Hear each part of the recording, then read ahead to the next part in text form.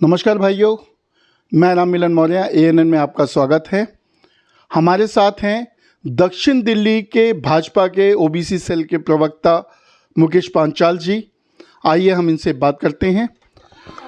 दिल्ली में विधानसभा चुनाव चल रहे हैं, उसी से संबंधित हम इनसे बात करेंगे कि बदरपुर में और दक्षिण दिल्ली में जो भी इनके क्षेत्र में एरिया आता है, विधानसभाएं आती हैं, उनका क्या माहौल है।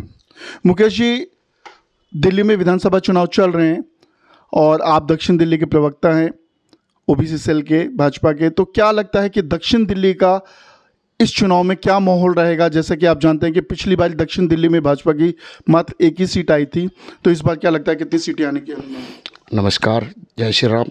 सबसे पहले एएनएन के सभी दर्शकों को जय श्री राम। जहाँ तक चुनाव की बात है, दक्षिणी दिल्ली में आप कह रहे हैं कि एक सीट पिछली बार आई थी, मैं मानता हूँ एक सीट आई थी, लेकिन केजरीवाल की जो नीतियाँ थी उनको जनता ने आज की डेट में नकार चुकी है। आज की डेट में आप कहीं भी पता करेंगे तो दिल्ली में इस बार बीजेपी आने वाली है, भारतीय जनता पार्टी की पूर्ण रूप से सरकार बनने वाली है।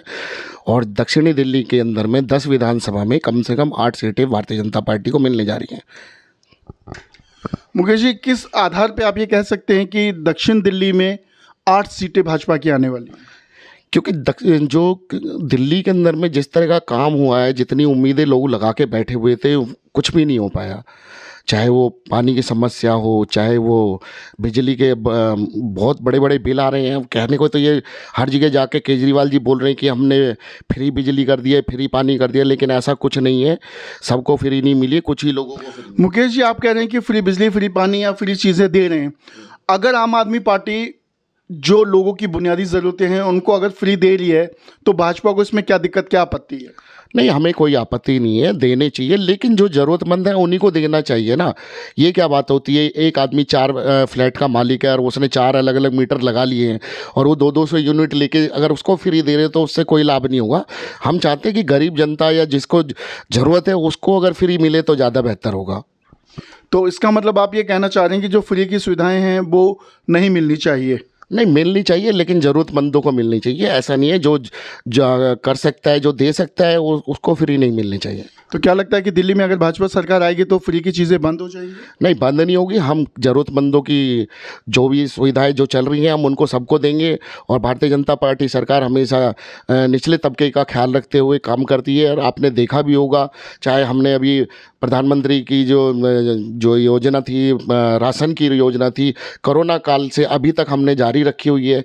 और सभी लगभग 80 करोड़ लोगों को हमने वो सुविधाएं आज भी दे रहे हैं, क्योंकि हम मानते हैं कि आज भी थोड़ा सा इतना अच्छा असर नहीं है लोगों में, काम की थोड़ी सी कमी है, तो ताकि उनको खाने पीने की कम से कम कोई कमी ना रहे।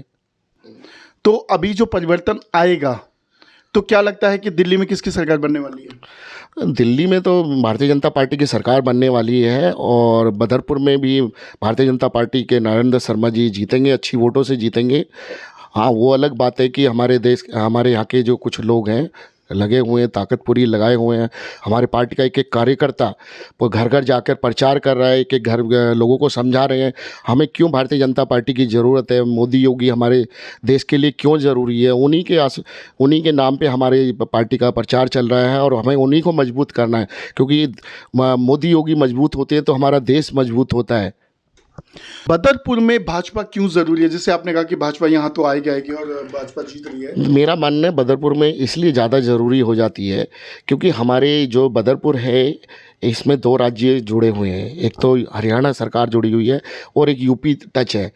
अब क्योंकि हमारी कई चीज़ें ऐसी होती हैं जो इन दोनों राज्यों की सरकारें अगर हमारी होती हैं, जैसे कि भारतीय जनता पार्टी की सरकार हरियाणा में भी है और यूपी में भी है, उसका सबसे बड़ा उदाहरण मैं आपको देता हूँ। अभी कुछ दिन पहले यहाँ पे 2 पुल बने थे, एक यूपी गवर्नमेंट का था, एक हरियाणा गवर्नमेंट का था। और हमारा क्योंकि भारतीय जनता पार्टी से रामबीर सिंह बुद्रुड़ी जी हमारे विधायक थे, तो इन्होंने मिल के दोनों सरकारों से, क्योंकि हमारी अपनी सरकारें थी, मिल के काम किया तो बहुत जल्दी हमारा ये पुल का निर्माण हो सका, दोनों पुलों का। अब इसी तरह से कुछ पार्क हमारे बने हैं वहाँ पे जो हरियाणा सरकार की ज़मीन में थे, तो क्योंकि हमारी सरकारें थी तो बना ली है। अगर कल को नई सरकार, कोई और सरकार आएगी तो शायद इस तरह के काम नहीं हो पाएंगे। इसलिए हमें चाहिए कि जो हमारे पास के राज्यों की जो भी सरकारें हैं उसमें अगर भारतीय जनता पार्टी की सरकार रहेगी तो ज़्यादा विकास होगा, ज़्यादा काम होगा, कहीं पे भी कोई रुकावट नहीं आएगी। अन्यथा तो वे काम रुक होंगे नहीं, 5 साल यूँ ही बर्बाद हो जाएंगे। दक्षिण दिल्ली की क्या क्या मुख्य समस्याएं हैं जिस पे काम करने की ज़रूरत है? दक्षिणी दिल्ली की हमारी बहुत सारी समस्याएं हैं जिन पे हमें भी और काम करना पड़ेगा। एक तो हमारा ट्रैफिक व्यवस्था है उसको सही करना पड़ेगा, और जो हमारे यहाँ पे जितना भी जैसे अभी कुछ काम है, हमारा सीवर लाइन का काम है, क्योंकि दिल्ली में सरकार आम आदमी पार्टी की सरकार रही है, उन्होंने सीवर वगैरह पे कोई काम नहीं किया। तो हमारी पार्टी की अगर सरकार बनती है तो सीवर लाइन सब जगह डाली जाएगी जहाँ ज़रूरत है वहाँ पे। और हमारी अभी मोदी जी ने भी कहा जहाँ झुग्गी है वहीं पे मकान बना के भी देंगी। बहुत सारी चीज़ें हैं जो हमारी सरकार लेकर आ रही है।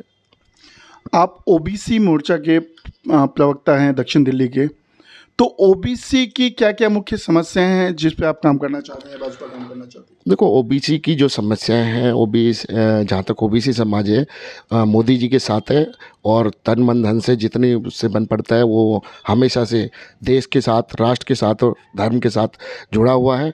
और जितना भी मजबूती से मोदी जी हमारे देश का नाम रोशन कर रहे हैं तो हमारा साथ उनके साथ हमेशा रहेगा।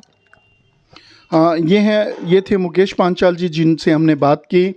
और मुकेश पांचाल जी भाजपा के वो कार्यकर्ता हैं, जैसे मैंने आपको बताया कि दक्षिण दिल्ली के ओबीसी के प्रवक्ता हैं, और ये घर घर जाकर ज़मीनी स्तर पे काम कर रहे हैं, घर घर जाकर लोगों से बात कर रहे हैं, भाजपा के पक्ष में वोट मांगने की अपील कर रहे हैं। ये और इनकी टीम। हमसे बात करने के लिए मुकेश जी बहुत बहुत धन्यवाद। Thank you so much.